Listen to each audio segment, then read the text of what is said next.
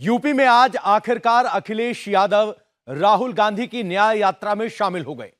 अखिलेश ने आगरा में अपनी गेस्ट अपीयरेंस दी। इस रोल में आने के लिए अखिलेश ने शर्त लगाई थी कि पहले कांग्रेस को सीट शेयरिंग फाइनल करनी होगी, लेकिन हकीकत ठीक उसके उलट है। कांग्रेस से अलायंस अखिलेश की मजबूरी बन गया था और इसकी वजह है माइनॉरिटी वोट बैंक। असम से लेकर दिल्ली तक और यूपी से लेकर बिहार तक और बंगाल तक भी विपक्षी खेमे में माइनॉरिटी वोट पाने के लिए खींचतान मची है। कांग्रेस ने इसे अपना ट्रम्प कार्ड बना लिया है। वहीं मुस्लिम समुदाय को लेकर बीजेपी की क्या स्ट्रेटजी है, देखिए ये रिपोर्ट।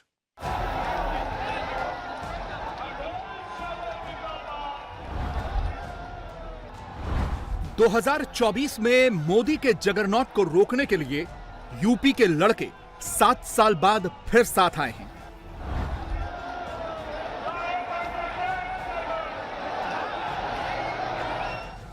राहुल की मोहब्बत की दुकान में अब अखिलेश यादव भी पार्टनर बन गए हैं। अखिलेश यादव अपने वादे के मुताबिक उस वक्त राहुल गांधी की यात्रा में शामिल हुए जब दोनों पार्टियों के बीच लोकसभा चुनाव के लिए सीट शेयरिंग फाइनल हो गई। अखिलेश ने कहा, चुनौती संविधान बचाने की है, इसलिए वो राहुल के साथ आए हैं। आज फिर किसान अपना हक और सम्मान बचाने के लिए खड़ा है। हमें उम्मीद है कि आने वाले समय में दिल्ली में भाजपा हटेगी, इंडिया गठबंधन की सरकार बनकर के किसानों को सम्मान दिलाने का काम करेगी। न केवल सम्मान बल्कि उनकी जो मांगे हैं एमएसपी को लेकर के उनको पूरी करने का काम करेगी। हमें उम्मीद है ये इंडिया गठबंधन और पीडीए की लड़ाई एनडीए को हराने का काम करेगी। ये सफल तभी होगा जब उत्तर प्रदेश से भारतीय जनता पार्टी का सफाया होगा। 80 हराओ, लोकतंत्र बचाओ, बीजेपी भगाओ। बिहार, बंगाल और पंजाब में बिखर चुके विपक्षी गठबंधन का हिस्सा बनकर अखिलेश ने कांग्रेस को लाइफलाइन दी, तो उनकी शुभकामनाओं के जवाब में राहुल गांधी ने भी अखिलेश के सुर में सुर मिलाया। और यात्रा के अंदर से एक नारा आया, एक व्यक्ति आया दौड़ता हुआ, जैसे ये भीड़ है, उस भीड़ में से एक व्यक्ति आया दौड़ता हुआ, मेरे सामने खड़ा होकर ऐसे कहता है, राहुल जी मैं जानता हूं आप क्या कर रहे हो। मैंने पूछा, भैया बताओ मैं क्या कर रहा हूं। कहता है, राहुल जी आप नफरत के बाजार में मोहब्बत की दुकान खोलने निकले हो। ऊपरी तौर पर तो अखिलेश और राहुल के अलायंस की ये सेकंड इनिंग संविधान बचाने की, नागरिकों को न्याय दिलाने की है, लेकिन इस अलायंस के पीछे की हकीकत हम आपके लिए डिकोड कर रहे हैं। अखिलेश यादव ने यूपी में 17 लोकसभा सीटों पर लड़ने की कांग्रेस की जिद क्यों मानी, उसके पीछे एक कड़वी सच्चाई है। असल में अखिलेश यादव ने कांग्रेस से अलायंस करने से पहले एक इंटरनल सर्वे कराया था। इस सर्वे में पता चला था कि मुस्लिम वोट बैंक अखिलेश यादव के हाथ से निकल रहा है। सर्वे में पता चला कि अब तक मुस्लिम यादव के सॉलिड वोट बैंक के बूते रही समाजवादी पार्टी की अल्पसंख्यक ताकत वाली दीवार दरक रही है। समाजवादी पार्टी के इंटरनल सर्वे में हैरान करने वाली जानकारी यह सामने आई कि पार्टी का 60% वोट बैंक अब उससे दूर होकर कांग्रेस के पाले में जा रहा है। इसी सर्वे से घबराकर समाजवादी पार्टी ने लंबी बातचीत के बाद आखिरकार कांग्रेस की डिमांड मान ली और 17 सीटें उसे दे दी।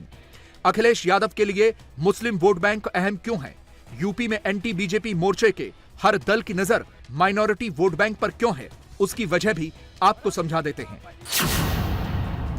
यूपी की कुल आबादी में मुसलमानों का हिस्सा लगभग 19% है। यूपी की 80 में से 24 सीटों पर मुस्लिम वोट बैंक काफी ताकतवर है। इन 24 सीटों में 20 से 50% तक मुस्लिम वोट हैं। इन सीटों पर समाजवादी पार्टी की ताकत मुस्लिम वोट बैंक ही है, जो उसके खुद के कराए सर्वे के मुताबिक खिसक रहा है। अखिलेश ने 2019 के लोकसभा चुनाव में मायावती से अलायंस किया। दोनों ने मिलकर 15 सीट जीती, लेकिन समाजवादी पार्टी के खाते में सिर्फ 5 सीटें आईं। वहीं उसके साथ गठबंधन करके ज्यादा फायदा उठाने वाली बीएसपी ने चुनाव के तुरंत बाद गठबंधन तोड़ दिया, जबकि बीएसपी ने समाजवादी पार्टी के मुस्लिम वोट बैंक की मदद से ही अमरोहा, गाजीपुर और बिजनौर जैसी सीटें हासिल की थी। अब उसके सांसद पाला बदलकर बीजेपी और कांग्रेस की तरफ जा रहे हैं। वहीं 2021 के विधानसभा चुनाव में मुस्लिमों ने समाजवादी पार्टी को दिल खोलकर वोट दिया, लेकिन नतीजा सिफर निकला। प्रदेश में फिर भी बीजेपी की सरकार बन गई। मुस्लिम समुदाय अखिलेश यादव की बेरुखी से भी नाराज है। यूपी के मुसलमानों को अखिलेश से कई शिकायतें हैं।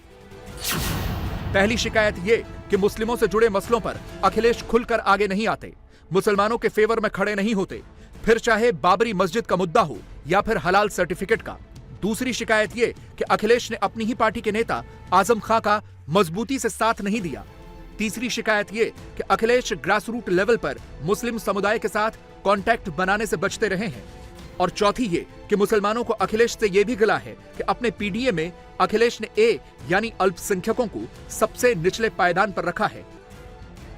ओवैसी जैसे नेता अखिलेश यादव जैसे सेक्युलर नेताओं पर यही इल्जाम लगाते हैं कि वो मुसलमानों को सिर्फ वोट बैंक के तौर पर इस्तेमाल करते हैं और फिर भूल जाते हैं।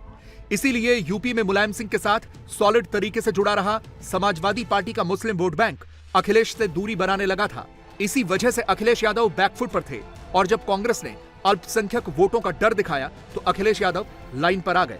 केंद्रीय नेताओं के स्तर पर समझौता हो गया है, पार्टी के स्तर पर समझौता हो गया, अभी जमीनी स्तर पर होना चाहिए। हमारे कार्यकर्ता समाजवादी के उम्मीदवार, समाजवादी पार्टी के उम्मीदवार के कार्यकर्ता हमारे उम्मीदवार के लिए प्रचार के काम में जुड़ना चाहिए ना। कंफ्यूजन तो नहीं रहेगा कि साइकिल और हाथ नहीं, आपस में? नहीं, वो साइकिल, हाथ के बिना साइकिल नहीं चल सकता ना। अच्छा, तो मजबूती मिली साइकिल है के लिए हाथ की जरूरत होती है। उत्तर प्रदेश में मजबूती मिली है, साइकिल चलाने के लिए हाथ की जरूरत अच्छा, बस पड़ती है। हाथी की तो जरूरत नहीं पड़ेगी। आखिरी सवाल है, हाथी साइकिल पर नहीं बैठ सकता।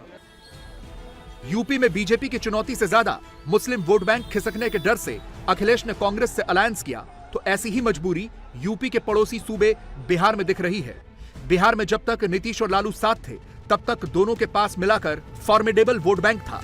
बीजेपी छोटी छोटी जातियों के साथ अलायंस के भरोसे थी, लेकिन नीतीश के वापस आ जाने से बीजेपी के पास अब विपक्ष के मुस्लिम वोट बैंक की काट भी आ गई है।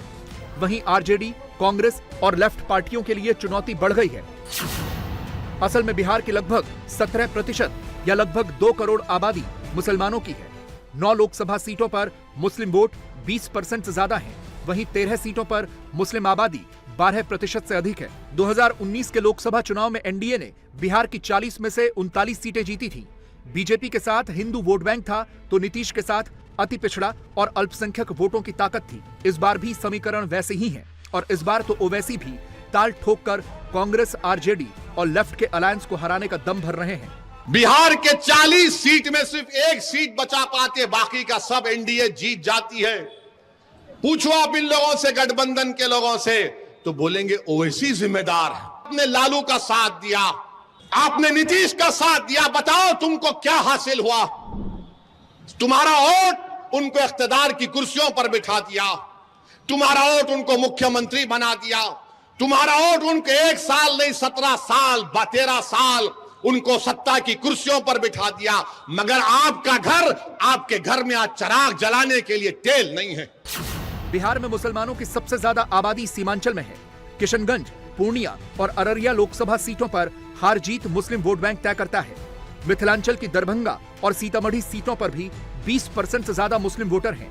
2020 के विधानसभा चुनाव में सीमांचल से ओवैसी की पार्टी ने 5 सीटें जीती थी।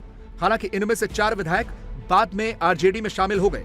इसीलिए इस बार बिहार में ओवैसी के निशाने पर आरजेडी ज्यादा और बीजेपी कम है। आज आपने देख लिया कि हमारे 4 विधायकों को इन्होंने खरीद लिया, इन बेईमानों को। मगर मैंने कहा था कि तेजस्वी, अल्लाह का इंसाफ जरूर होकर रहेगा। तुमने हमारे 4 को खरीदा, अल्लाह ने तुम्हारे को इख्तिदार की कुर्सी से निकाल कर फेंक दिया। और याद रखो, लालू यादव और तेजस्वी यादव, तुम जितने नंबर एमएलए के लाए हो ना, आप जिंदगी में कभी इंशाअल्लाह उतना नंबर नहीं लाओगे। तुम नहीं लाओगे। सीमांचल की किशनगंज सीट पर मुस्लिम वोटर 67% हैं। वहीं कटिहार में 38%, अररिया में 32%, पूर्णिया में 30%, मधुबनी में 24%, दरभंगा में 22%, सीतामढ़ी में 21%, वेस्ट चंपारण में 21% और ईस्ट चंपारण में 20% मुस्लिम वोटर हैं। वहीं सिवान, शिवहर, खगड़िया, भागलपुर, सुपौल, मधेपुरा, औरंगाबाद, पटना और गया में भी मुस्लिम वोटर 15% से ज्यादा हैं। 2019 के लोकसभा चुनाव में आरजेडी एक भी लोकसभा सीट नहीं जीत पाई थी। उसका एमवाई समीकरण धरा का धरा रह गया था। इसीलिए अब तेजस्वी यादव माई वोट बैंक में बाप को भी जोड़ने की कोशिश कर रहे हैं। बिहार से आगे बढ़ें तो बंगाल में कांग्रेस का अलायंस बनने से ही पहले टूट गया। ममता बनर्जी ने कांग्रेस के साथ गठबंधन करने से ही इनकार कर दिया। यहां भी कांग्रेस और टीएमसी के बीच की लड़ाई मुस्लिम वोट बैंक की ही है और कांग्रेस खुलकर अपने आप को मुस्लिम वोट बैंक का ठेकेदार बता रही है। उनकी पार्टी के सुप्रीमो ममता बनर्जी बहुत पहले कह चुकी है, लेकिन फिर भी ये दुविधा में है, क्या करें। सत्तारूढ़ पार्टी की एक वर्ग, उनका यह मानना है कि अगर हम इंडिया गठबंधन छोड़ के अकेले चुनाव में उतरे तो बंगाल की अल्पसंख्यकों ने हमारे खिलाफ वोट डालेंगे। बंगाल में बीजेपी के अग्रेसिव हिंदुत्व को काउंटर करने के लिए ममता बनर्जी भी मुस्लिम वोटर्स के सहारे है। लोकसभा चुनाव में बीजेपी से लड़ने के लिए दीदी को मुस्लिम समुदाय का सॉलिड सपोर्ट क्यों चाहिए, उसकी वजह भी समझ लीजिए। परसेंटेज वाइज बंगाल देश में दूसरी सबसे ज्यादा मुस्लिम आबादी वाला राज्य है। बंगाल की आबादी में मुस्लिम समुदाय की हिस्सेदारी 27% से भी ज्यादा है। राज्य की 42 लोकसभा सीटों में से 13 ऐसी हैं जहां मुसलमान वोटर्स 32 से 64% है। Baharampur, Jangipur, Murshidabad, Raiganj, Malda south, Malda north, Basirhat, Jadavpur, Birbhum, Krishnanagar, Diamond Harbour, Jaynagar और मथुरापुर सीटों पर मुस्लिम वोट निर्णायक होते हैं। 2019 के आम चुनाव में कांग्रेस ने बंगाल से जो 2 सीटें जीती थीं, वो बहरामपुर और मालदा साउथ थीं। दोनों ही मुस्लिम मेजॉरिटी सीट्स हैं। खुद अधीर रंजन चौधरी भी मुस्लिम बहुल बहरामपुर सीट से ही सांसद हैं। इसीलिए वो टीएमसी को मुस्लिम वोट का डर दिखा रहे हैं। वहीं बीजेपी ने संदेश खाली, सीए और एनआरसी जैसे मुद्दे उठाकर ममता बनर्जी पर अपना अटैक तेज कर दिया है। लेकिन फिलहाल टीएमसी अखिलेश यादव की तरह कांग्रेस के आगे झुकने को तैयार नहीं दिखती। अधीर चौधरी को सबसे पहले अपना स्टैंड क्लियर करना चाहिए। ये सबको मालूम है कि इस तरीके से पिछले कई सालों से वो यहाँ पर बंगाल में, जबकि तृणमूली कांग्रेस है जो बीजेपी को रोक सकता है, हर एक चुनाव में ये सबूत हो गया। वो एंटी बीजेपी फोर्स तृणमूल को डाउन करने के लिए, मेलाइन करने के लिए और बीजेपी को ऑक्सीजन देने के लिए जो करना चाहिए वो सब कर रहा है।